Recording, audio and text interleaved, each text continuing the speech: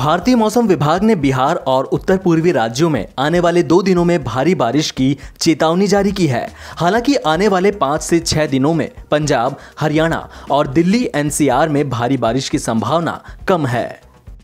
उधर मध्य भारत में आने वाले दिनों में सामान्य बारिश होने के आसार है। यह जानकारी IMD के वरिष्ठ वैज्ञानिक नरेश कुमार की ओर से जारी की गई है।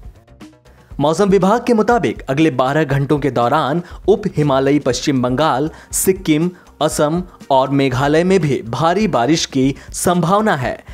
मौसम विभाग के मुताबिक दक्षिण पूर्वी मानसून तय समय से करीब 2 हफ्ते पहले ही भारत में आ गया है। मौसम विभाग का कहना है कि बिहार, पश्चिम बंगाल, सिक्किम, असम, मेघालय और अरुणाचल प्रदेश में अगले कुछ दिनों में भारी बारिश होगी। बिहार में मानसून पूरे जोर पर है। ऐसे में मौसम विभाग ने फिर से भारी बारिश और वज्रपात को लेकर राज्य भर के लिए 72 घंटे का अलर्ट जारी कर दिया है। मौसम वैज्ञानिकों ने संभावना जताई है कि अगले 72 घंटे में राज्य में कम से कम 100 मिलीमीटर बारिश होगी। अब तक हुई बारिश ने पिछले 22 साल का रिकॉर्ड तोड़ दिया है। राज्य में अब तक 254 मिलीमीटर बारिश दर्ज की गई है, जो सामान्य से 87% अधिक है। दुनिया का सबसे बड़ा कोरोना सेंटर राधा स्वामी सत्संग ब्यास कैंपस में बनकर तैयार है। 10,000 बेड वाले इस कोरोना सेंटर में 1,000 के करीब डॉक्टर रहेंगे। बिना लक्षण और लक्षण वाले दोनों तरह के मरीजों को यहां अलग अलग रखा जाएगा।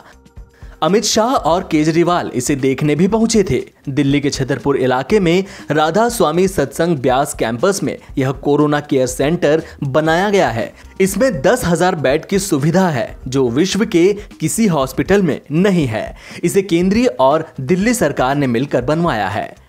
राधा स्वामी सत्संग ब्यास के जरिए एरिया को कोविड सेंटर बनाया गया है। वह 12,15,000 स्क्वायर फीट का है, मतलब करीब 12 फुटबॉल मैदानों को एक साथ जोड़ने के बराबर। 22 किलोमीटर की अंडरग्राउंड केबल से वहां बिजली का प्रबंध किया गया है। अब तक की जानकारी के मुताबिक यहां 1,000 डॉक्टर और पैरामेडिकल टीम के लोग तैनात होंगे। कुल 10,000 बेड में से 1,000 ऑक्सीजन वाले होंगे।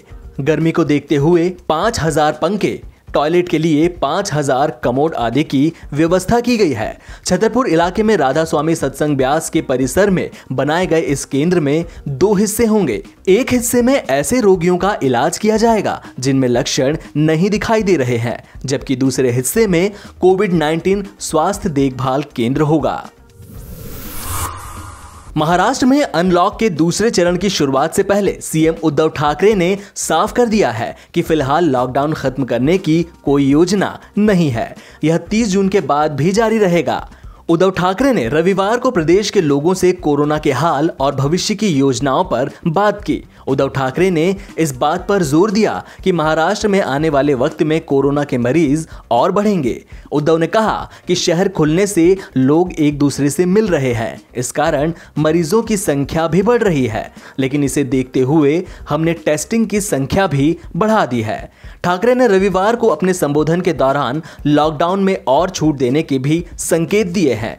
उद्धव ने अपने संबोधन में कहा कि प्रधानमंत्री नरेंद्र मोदी ने 30 जून को लॉकडाउन की बात कही है। अब धीरे धीरे हम सभी सुविधाओं को खोलने की कोशिश कर रहे हैं।